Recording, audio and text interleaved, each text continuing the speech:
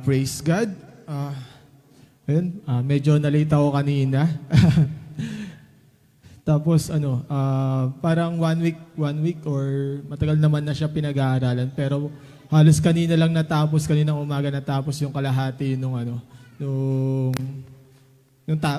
topic. So, Holy Spirit. Ayun. Ready na ba tayo? Lahat? Amen. So, yun. Ako kinakabahan. So, yun. Sino ba yung Holy Spirit? Nasaan siya? Sino kakalam? Ano ang ginagawa niya sa buhay natin? And paano tayo dapat tumugon? So, yun. So, yung topic na to, ang objective is mas makilala pa natin yung Holy Spirit. Nung bagong Kristiyano ako, yung bagong kakilala pa lang ako sa Panginoon, second year college yata ako nun, or first year college. Yung youth din, in-invite din ako sa church, dito sa Pila. Then, meron tayong Father, meron tayong Father God, meron tayong Son, si Jesus Christ, meron din tayong Holy Spirit. Kanina ako magpe-pray. Ganun. Sino yung kakausapin ko? So, nagkakaroon ng confusion, nagkakaroon ng pagbagong Kristiyano, lalo yung bagong mananampalataya. Kilala nila yung Ama, kilala nila si Jesus Christ, na Savior. Pero yung Holy Spirit, minsan nagkakalituhan. So kaya naman ngayon, kikilalanin natin yung Holy Spirit. Yung teachings mo po, Panginoon, yung mahayag, i-guide mo po kami, i-lead mo po kami, Panginoon. And Lord, ikaw po, Panginoon, yung maghari and mag-glorify. Lord, maraming salamat po sa iyo pong lahat ng papuri. Salamat. In Jesus' name, Amen. So, yun. What is the Holy Spirit? Sabihin mo sa kapatid mo, what is the Holy Spirit?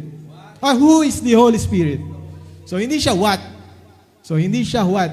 He is who. Why? So, who is the Holy Spirit? The Holy Spirit is God. Do you believe that? Amen. Bakit?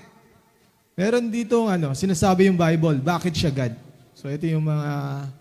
The earth was without form and void, and the darkness was on the face of the deep, and the Spirit of God was hovering over the face of the waters. So Genesis 1:2. So una pa lang nandiyan na si Lord during the creations. Ito yon, yung Genesis 1. During the creations nandiyan na siya. So kasama siya doon sa creations. Isa siya sa mga creator. Then ito pang sinabi sa Acts 5:3-4. Pwede ba makikibasa nung naka-blue line? Sabay-sabay. 1, 2, 3, go!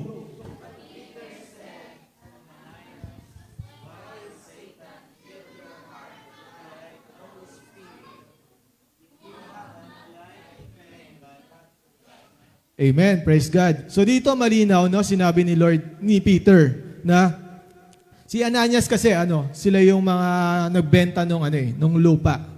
Then parang pinalabas na yung napagbentahan, binigay nila lahat. Pero nangyari, nagsinungaling sila sa Diyos. Nagsinungaling sila sa Holy Spirit. Then ang sinabi ni Peter, hindi ka sa tao nagsinungaling, sa Diyos. So dito malinaw na sinasabi ni Peter na yung Holy Spirit na pinagsinungalingan nila Ananias is Diyos. God. So, again, the Holy Spirit is God. Amen? Ito pa, the Holy Spirit is God. He is one of the three persons of the Trinity. So, nabanggit nga kanina, the Father, the Son, and the Holy Spirit. So, sabi sa Deuteronomy 6:4, there is only one God. Diba? Sabi sa John 6:27, Father is God. And sa John 1:1, yung the Word sa John 20:28, the Word became flesh. So, sa 1, yung in the beginning na doon yung Word. And sa Acts naman, the Holy Spirit is God, yung nabanggit kanina. So may tatlong persona. Si Father, si Jesus, and the Holy Spirit. Pero sabi sa Bible, sa Deuteronomy 6:4, we have only one God. So we have one God in three person. So that's the Trinity. Medyo minsan ang hirap niyang intindihin, pero ang niya is, merong iisang Diyos. Nag-iisang Diyos. Tatlong persona. Yun si Father, Jesus, and the Holy Spirit. Then ano pa? Creator. Genesis 1:2, yun na nabasa natin kanina. And Job 33:5. So dito sinasabi ni Job na na you made me. So, next na characteristic or attributes ng Panginoon, ng Lord, is omnipresent. So, He is present everywhere. Hindi lang siya present sa church, hindi lang siya present sa bahay nila pastor, hindi lang siya present sa bahay nila Kuya Sed, present siya kahit saan. Kahit nasa school ka pa, kahit nasa mall ka pa, nandyan siya. Next is omniscience. Tama po ba? Omniscience. All-knowing. Alam ng Holy Spirit lahat ng bagay. Kahit yung mga secret natin. Kahit yung secret crush ni Kuya Jerry. Alam mo yan, ni Holy Spirit. So, wala tayong may tatago kay Holy Spirit. Lahat. Yung puso natin, yung iniisip natin. So, ganon ang Holy Spirit. Next is omnipotent. All-powerful. Napakapangyarihan.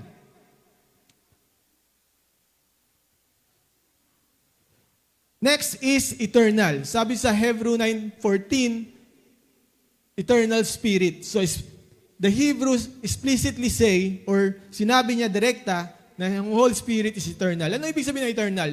No end and no beginning.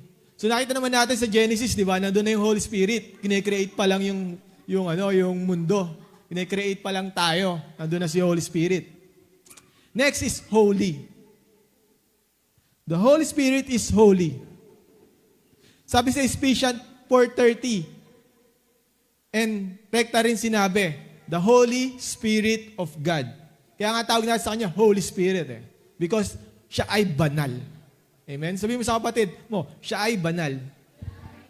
So lahat ng to, one of the three person, creator, omnipresent, omniscience, omnipotent, eternal, holy. Sino lang ang meron nito? Tama. God. Siya lang yung merong attributes na ganito. Diba? Kahit yung pinakamapangyarihang tao sa buong mundo, wala siya nito. Kahit yung napapanood natin sa anime, diba? Sila Naruto, wala siya nito. So, God lang ang meron nito. Kaya naman, si Holy Spirit ay God. Amen. So, yun pala si Holy Spirit. Siya pala ay Diyos. Diba? Hindi lang pala siya kinalibutan ako sa kanta ni Ate Janet. Holy Spirit yun. Hindi lang pala siya ganon. Or, hinawakan ako ni Pastor, natumba ako, may force. Hindi pala siya yun. Hindi lang pala siya yun. So, Holy Spirit is not a force. He's not appealing. He's not merely appealing. Hindi lang siya pwersa. Hindi lang siya pakiramdam. Siya ay Diyos.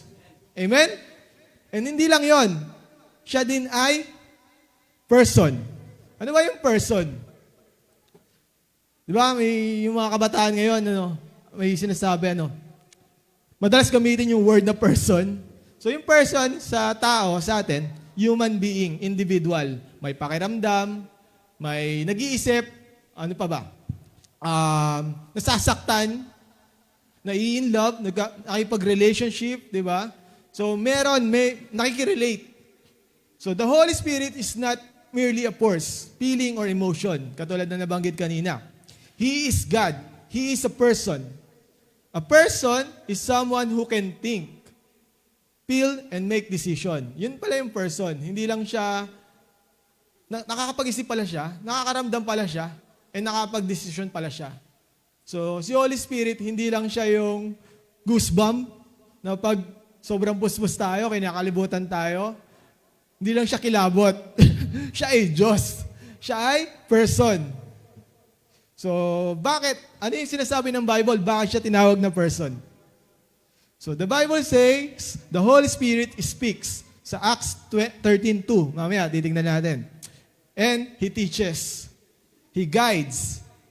Has a will. Can be grieved. Nalulungkot din pala yung Holy Spirit.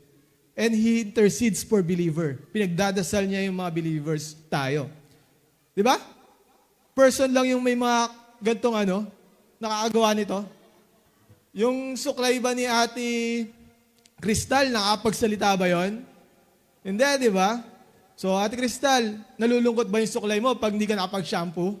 Hindi. So, hindi. So, yung Holy Spirit, ito, isa pang example. Di ba kanina, yung Holy Spirit, minsan, madalas pala, pag mga bagong Kristiyano tayo, akala natin power. Power yung Holy Spirit. Hindi lang pala siya power. Yung electricity ba, like power din yun, di ba? Nakapagsalita ba yung electricity? Yung kuryente? Hindi. Tinuturuan ba tayo ng electricity? Nalulungkot ba yung electricity? Hindi, di ba? Ano pa bang mga power meron? Marami pang power eh. Yung kilikili power.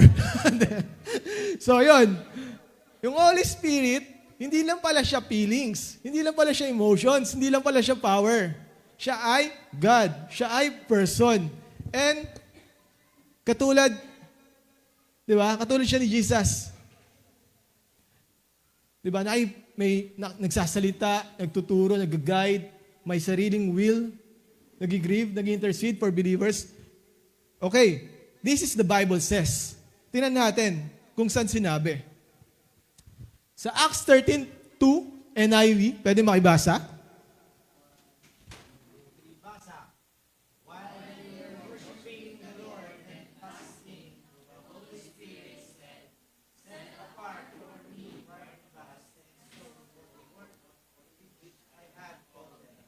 Diretso lang.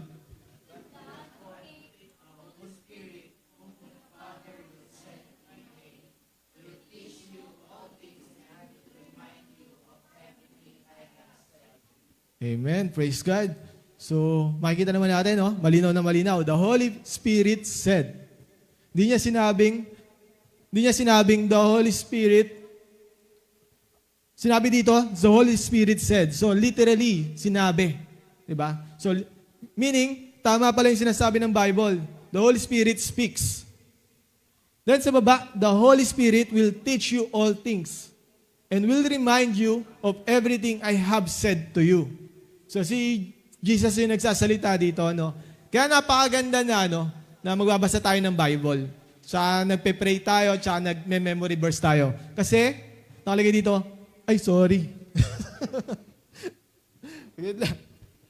Technical.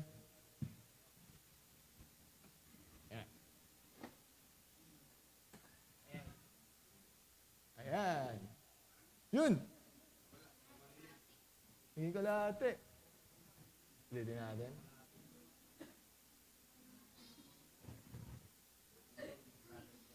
Yan.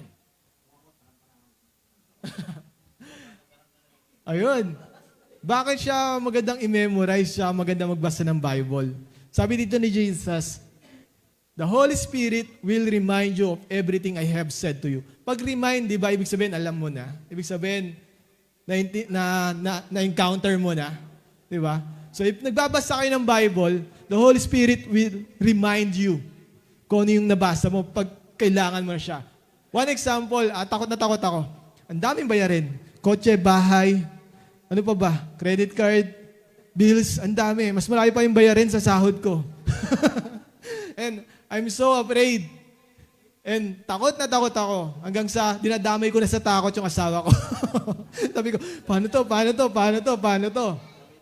Then, the Holy Spirit remind me of one of the verse na lagi ko nga itong binabanggit doon sa LG group namin. One of the verse na nung takot ako nung board exam sa civil engineering, ay pinakita sa akin si Lord na verse. Hindi ko siya nabasa. Pinakita niya lang that time, nakapikit ako, Psalms 56:3. When I'm afraid, I will trust in you. So, ayun, niremind na ulit ako ni Lord doon. Lord, takot na takot ako. Lord, muli, magtitiwala ako sa'yo. So, ganoon. Kaya napakahalaga na magbabasa tayo ng Bible. Diba? Actually, kahit di ka nga nagbabasa, may papakita sa'yo si Lord. Pero mas maganda, magbasa tayo ng Bible, i-memorize natin yung mga verses, and it will remind us. Anxious ka? You feel anxious? Depressed? Dahil sa mga nangyayari? Financial problem? Anxiety? The Lord will said, di ba? The Lord will remind you, do not be anxious about everything, about anything. But in everything, in prayer and supplication, with thanksgiving, put your request to God. And the God of peace, ng kapayapaan, will guard your heart and your mind in Christ Jesus. So ang ganda, di ba?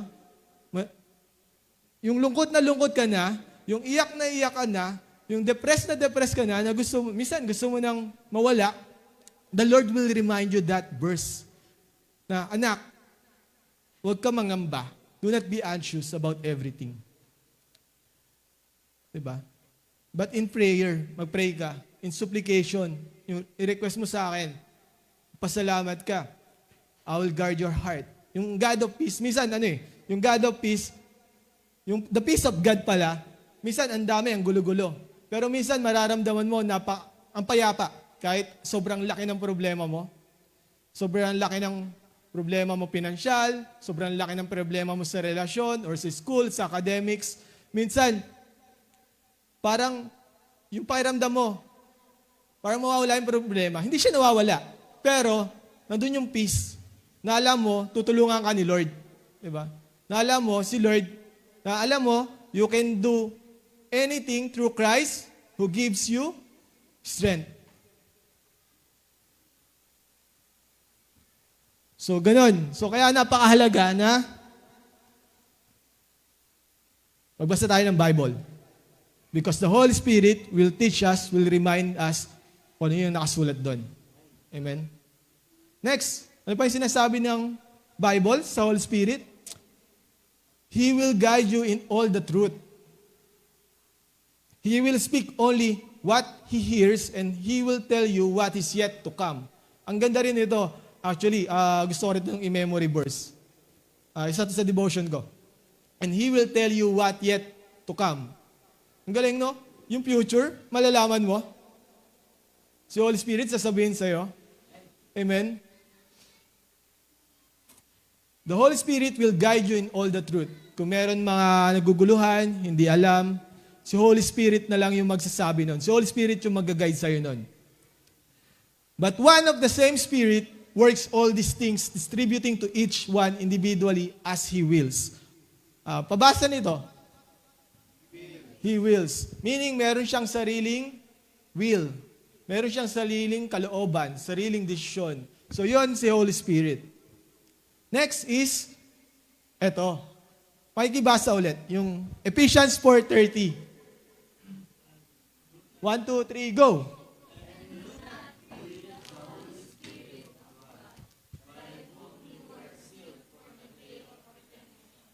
Amen. So yan. So si Holy Spirit pala nalulungkot din. So yung grief kasi sa ibang translation niya, sorrow. So ganun pala si Holy Spirit. Mamaya alamin natin kung ba't nalulungkot or saan nalulungkot si Holy Spirit. Pero yun, hindi nga siya katulad ng suklay ni Ate Cristal na walang pakiramdam. Meron siyang pakiramdam. Meron siyang emotion. He thinks. He decides. Next is, likewise, the Spirit also helps. Helps. Then pabasa rin nung blue na naka-highlight. So yun, pinagdadasal niya rin tayo. Diba? Intercession na mamagitan. So pag meron tayong mga hindi kayang sabihin, yung tipong iiyak mo na lang, yung tipong yung misa, di ba, nararanasan natin yun. Hindi ko alam kung naranasan nyo yun, ha. One of the, parang yung worship, praise and worship. Kung kumakanta ka, biglang mapapaiyak ka na lang, tapos napupuspos ka. Yung Holy Spirit, may mga yung mga hindi natin kayang sabihin, minsan siya yung nagsasabi. Sabi nga dito, but the Spirit Himself makes intercession for us with groanings which cannot be uttered. So minsan yung mga hindi natin kayang sabihin, si Holy Spirit yung namamagitan para sa atin para, di ba, malaman ng Diyos kung ano yung dapat. And yung peace of God, yung peace of God that surpasses all understanding will guard our heart and mind. So ganun. Ganun yung Holy Spirit kumilos.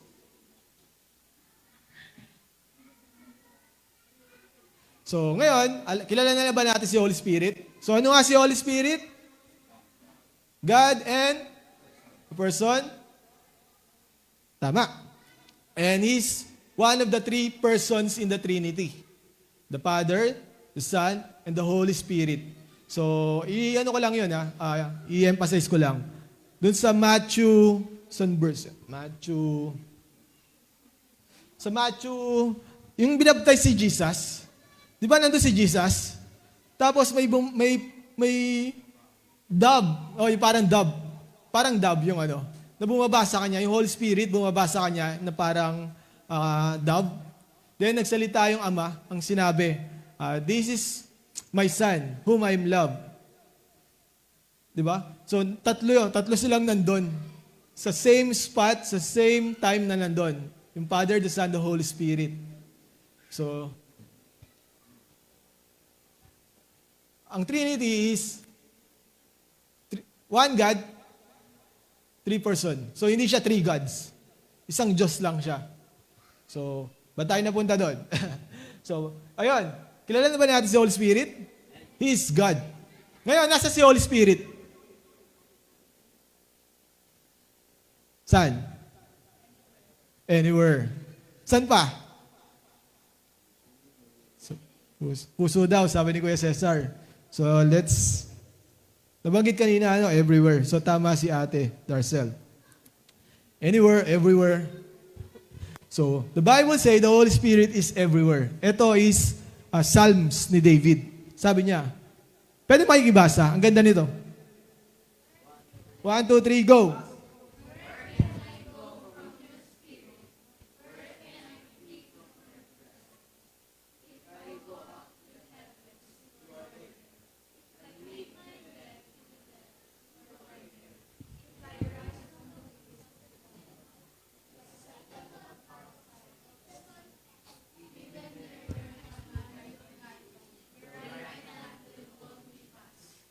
Amen. Praise God. So, there is no place the Holy Spirit is absent. Sino dito yung uma-absent sa school? Tapos, hindi pumapasok pero alam na magulang pumapasok. Yan, praise God. Wala. So, si Holy Spirit, never siyang absent. Lagi siyang nandyan. He is present in heaven, He is present on earth, and everywhere in between. So, the Holy Spirit is everywhere. We can never be outside God's presence, guidance, and care. So, ang galing, no? Kung everywhere siya, ibig sabihin pala, laging may access si Lord sa atin. Laging, kayang-kaya ni Lord na i-guide tayo. Kayang-kaya ni Lord na mag-care sa atin. Minsan, feeling natin, mag-isa lang tayo. Si Holy Spirit pala, nandyan. Praise God. So, kung sa magulang natin, makapagtago tayo, kung si Kuya Cesar, makapagtago siya sa asawa niya. Kung si Ate Crystal, makapagtago siya sa mga kaibigan niya, sa mga best friend niya. Kay Holy Spirit, di tayo makapagtago. Kasi He is everywhere. Pero hindi ibig sabihin nun, si Holy Spirit parang, anong tawag doon? Huhulihin tayo. Hindi ganun. Diba? Yes, wala tayong may tatago kay Holy Spirit, pero napakaganda nun, di ba? Since wala tayong may tatago sa Kanya, alam niya kung nasan tayo. Alam niya kung ano yung nararamdaman natin. Alam niya yung mga struggles natin. Alam niya yung mga pagsubok na pinagdaraanan natin. Alam niya yung mga pangarap natin. Alam niya lahat. Di ba ang ganda nun? Di ba? Kasi alam niya, and alam natin na nandiyon siya. And alam natin siya yung mabuting Diyos. Siya ay God. Di ba? And mamaya malalaman natin kung ano yung mga ginagawa ni Holy Spirit sa buhay natin.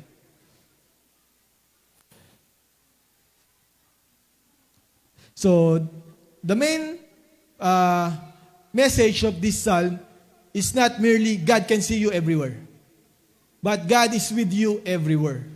Hindi niya tinatakot na, "Uy, nakikita ko ginagawa mo." Ang pinakagusto sabihin nito, God is with you everywhere. Diba? Even in your lowest, even in your highest, nandyan si Holy Spirit. Lagi siyang nandyan. He is omnipresent. So ano pa? Ito, the Bible say the Holy Spirit lives within us. So hindi lang pala siya nandito. nandito rin pala siya sabi nga ni Kuya Cesar, sa puso natin, sa atin. So, paano natin siya natanggap? Sino nakakaalam? So, yun. Natanggap natin siya. Sige, makikibasa nung Ephesians 1:13.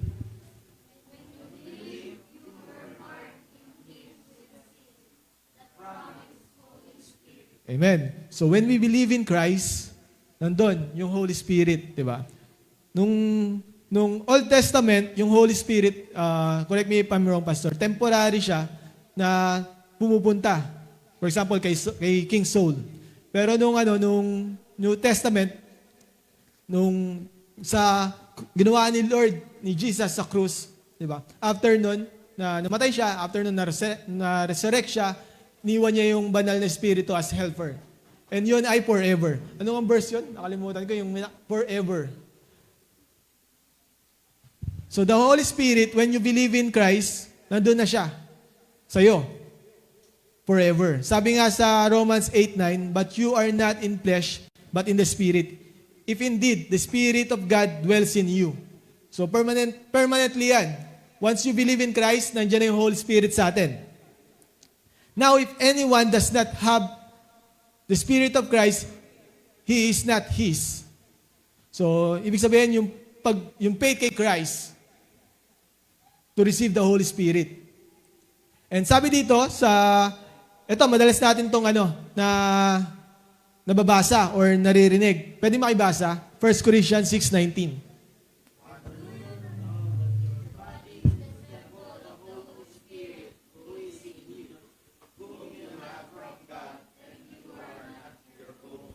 Yun. So yung body pala natin is the temple of the Holy Spirit. So imagine, no, yung body natin, yung temple of the Holy Spirit, nandito siya sa atin. So, ibig sabihin, lagi siya nating kasama. Kaya pala minsan, pag nakakaranas tayo ng, for example, hindi pa kasi perfect, diba, nagkakaroon ng sin, minsan, nararamdaman natin na there's a conviction. We feel the Holy Spirit na sinasabi sa atin, mali yun. Na nagli-lead sa atin for repentance. So, and isa pa, if our body sa temple, ano dapat natin gawin? Dapat laging malinis. Ipalinis kay Lord, di ba? So, kasi, sino ba dito ang gusto yung bahay marumi? So, kami, yung bahay namin, halos laging marumi. Kasi gawa ng mga batang maliliit, puro yung mga laruan, puro yung mga damit. So, ganun. Pero, tayo, kung papipiliin, ayaw natin ng bahay na marumi, di ba? So, ganun din. Ayaw natin na yung tinitiran sa atin ng Holy Spirit marumi. So, let's confess our sins and He will cleanse us, forgive us and cleanse us for all unrighteousness. Sabi sa John 1:9.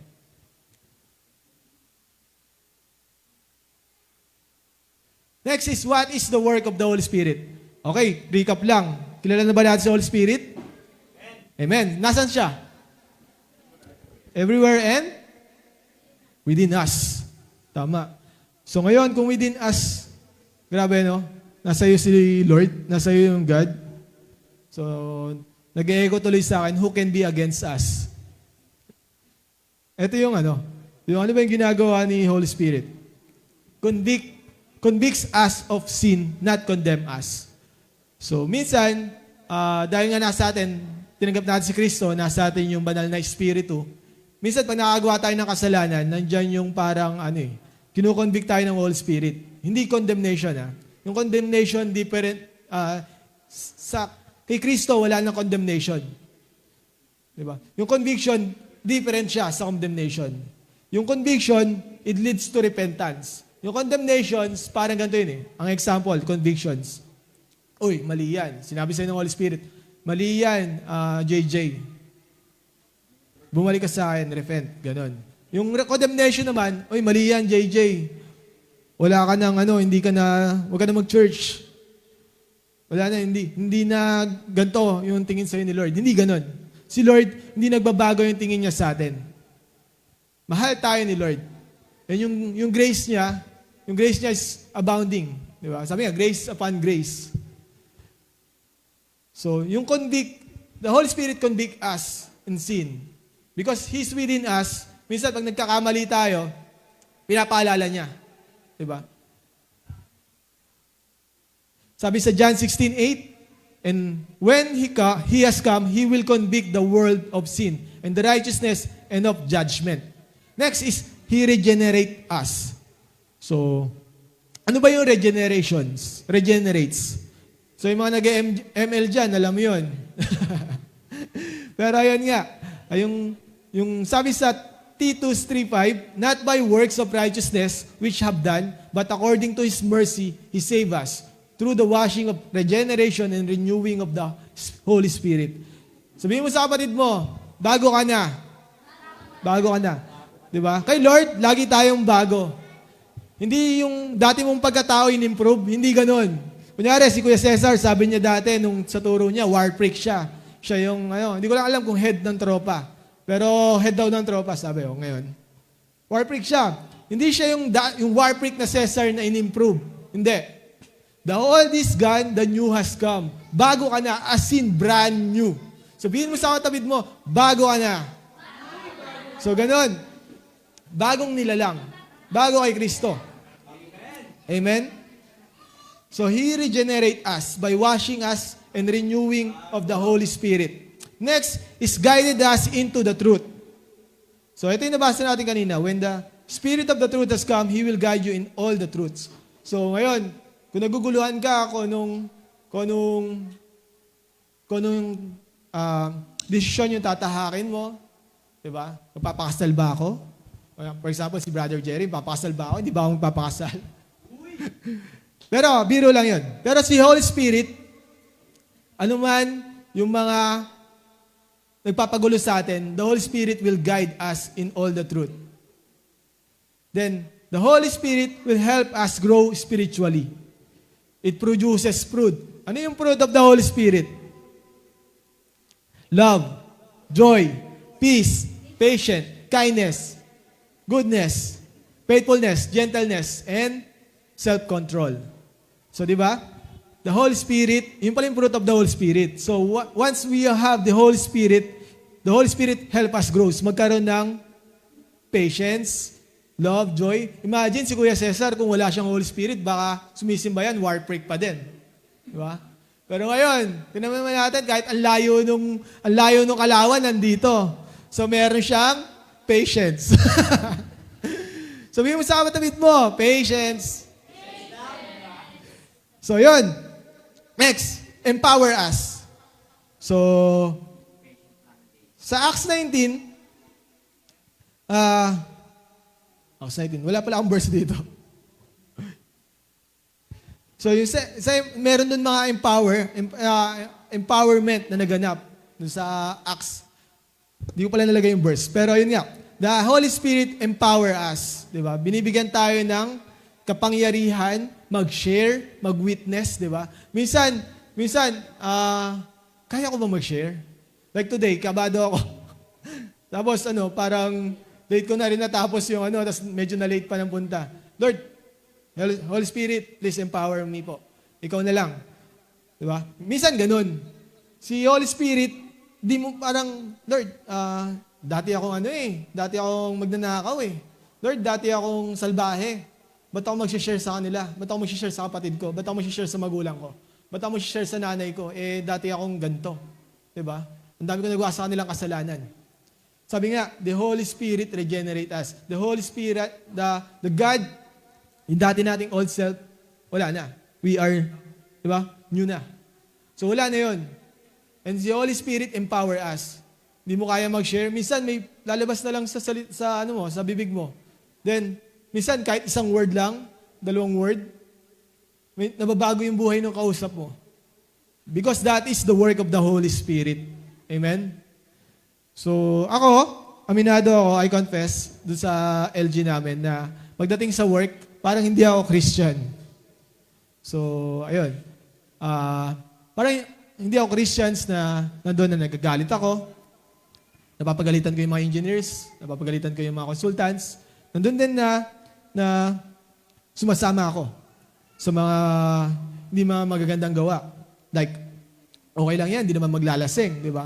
So, may ganun. Then, Lord, parang, the Holy Spirit convicts me na, mali yan. So, di ba, na, ang pangit pa nga ng pananaw ko nun eh, kasi ang pananaw ko nun, what if, ganito yung ginagawa ko, tapos, malaman nila, Kristiyano pala ako. So, di ba nakakahiya? So, nahiya ako para sa sarili ko.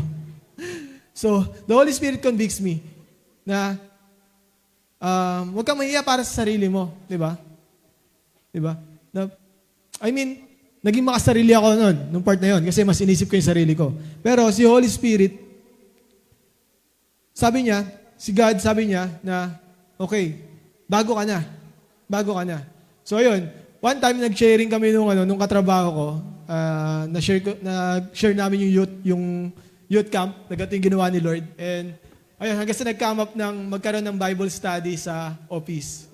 So, amen. So, ayun, pinaplano pa yon pero 3, 4, 4 na. And hopefully, dadami. So, mga Christians na rin yon. Sabi nga ni, uy, Christian ka pala. So, ayun. So, ganon. May mga ganon, si Kuya. Pero yun nga, the Holy Spirit help us grow spiritually, empowers us. Hindi ko alam kung ano yung sasabihin kasi ang dami hindi naman ako nagnakaw, hindi naman ako gumawa ng masama, pero hindi nakikita, aminado ako, hindi nakikita yung buhay Kristiyano sa akin. So that's, in my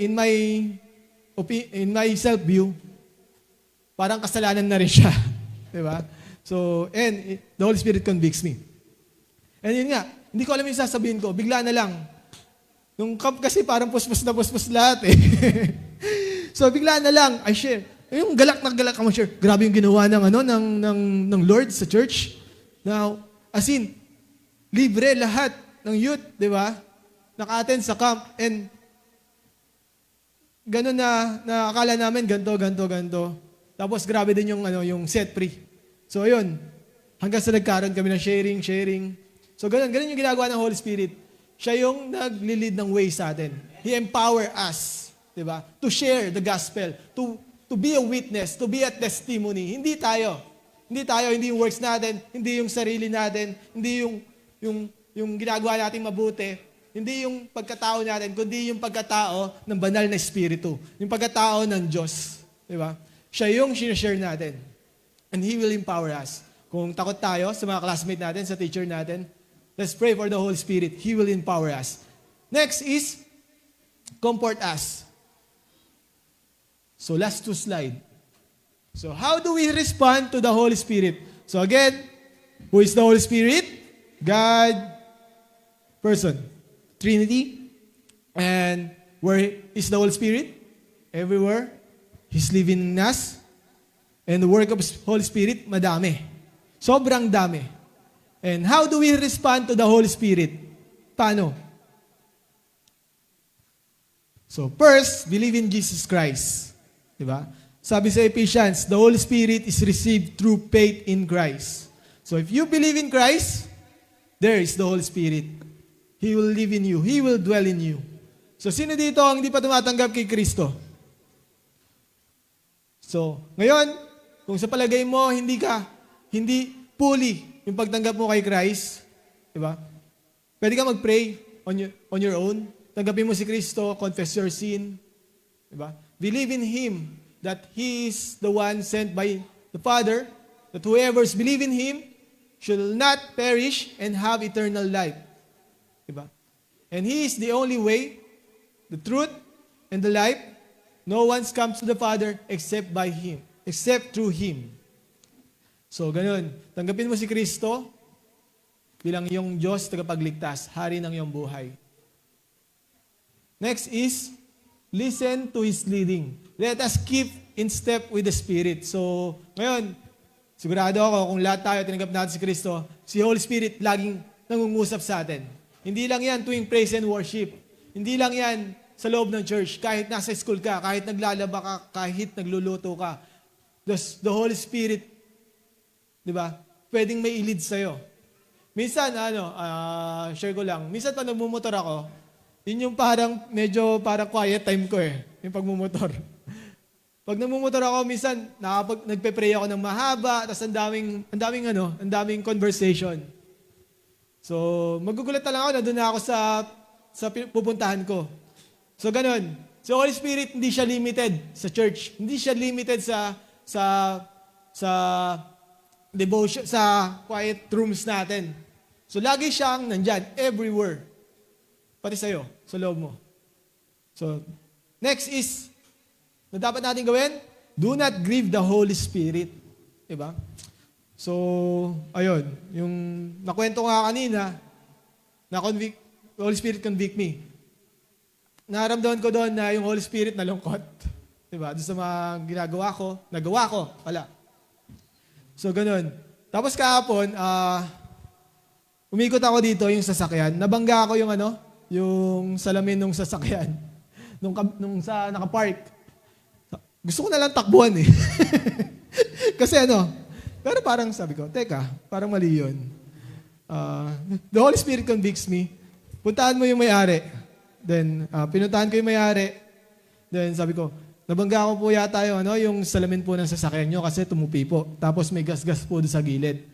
Pa-check na lang po kung ako po yung nakagas-gas. Tapos, walang laman yung wallet ko. Tapos, ganun yung gagawin ko. Gusto ko na talagang takbuhan, di ba? Pero, pumunta yung may-ari. Dito lang yun, sa Villa Corazon. Bago tayo pumunta kay na pastor, kaya na-late kami. So, ang sabi ng may-ari, hindi naman siya yung may-ari, pero siya yung alam niya yung sasakyan. Sabi, hindi, natutupi talaga yung salamin. Dapat check na lang po nitong gas-gas, may gas-gas po kayo. Hindi, matagal na yan. Okay, thank you Lord. Wala akong pera. Wala akong pera. Hindi ko alam kung paano babayaran. Diba? Pero yun nga, kung ginawa ko yun, tinakbuhan ko, anong mangyayari? I will grieve the Holy Spirit. Christian, di ba? Magtuturo pa naman ako ng Holy Spirit ngayon. tapos, ganun yung gagawin ko. So, I will grieve the Holy Spirit. Let us be sensitive doon sa sinasabi ng Holy Spirit. Lahat tayo may Holy Spirit. Lahat tayo believer of Christ. If the Holy Spirit is saying something to you, makinig, listen. Listen to His leading. Do not grieve the Holy Spirit. Kung sinasabi ng Holy Spirit sa'yo na, okay lang naman makisama, pero huwag kang makisama. Diba? Yung mga barkada mo, hindi siya nakakabuti sa'yo. Pag sinabi ni Holy Spirit yon, makinig ka. Diba? Hindi ka ipapasama ng Diyos. Lagi ko ang prayer, kahit ayoko minsan, kahit gusto ko yung will ko yung matubad, ang lagi kong pinagpe-pray, Lord, let your will be done. Lord, not my will, but your will be done. Kasi bakit? Kasi yung will ni Lord yung pinakamaganda. Minsan hindi natin maintindihan. Minsan gusto mo dito sa trabaho na to. Tapos pinagpe-pray mo, Lord, tapos hindi nangyari.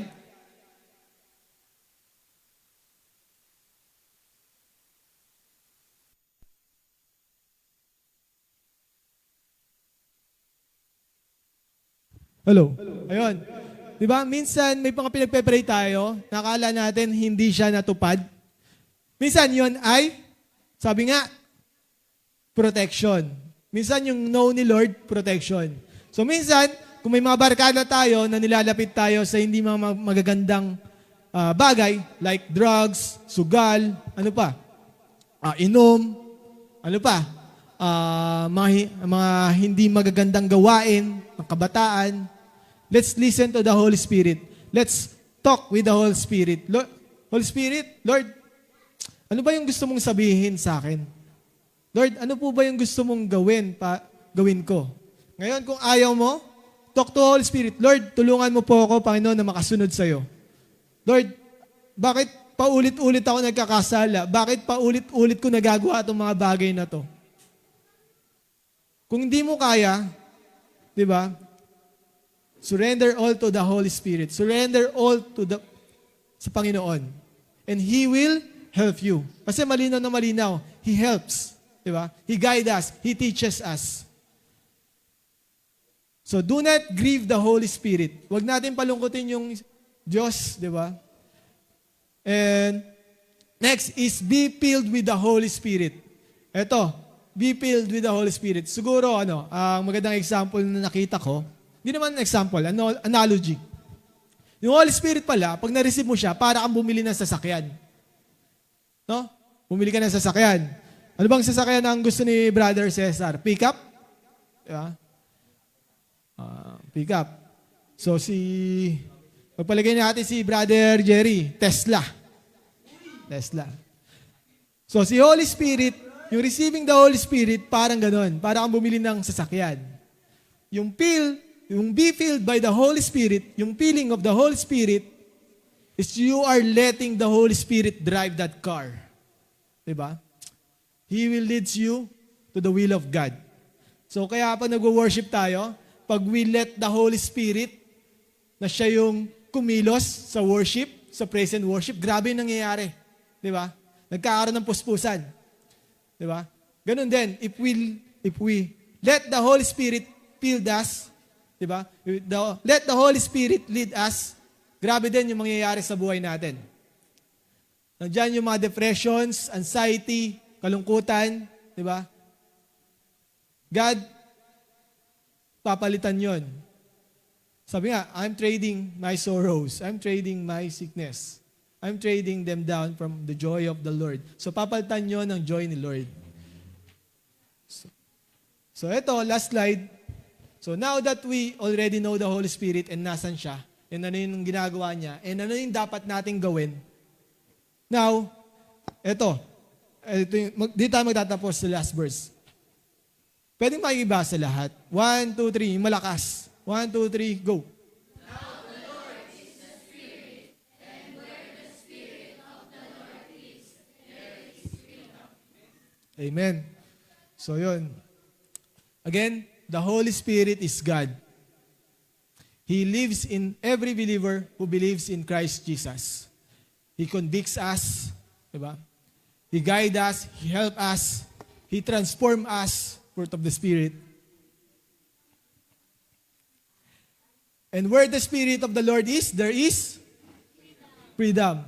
That freedom is not freedom to sin. That freedom means we are no longer on the sin, diba? We are no longer in the guilt. We are no longer in the condemnation. So we are free.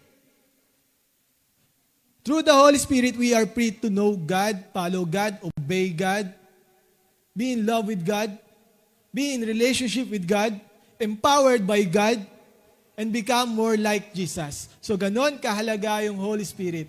And again, He is God. Diba? He is holy. Ayun. Yun lamang po. At doon tayo magtatapos. And thank you po sa Holy Spirit.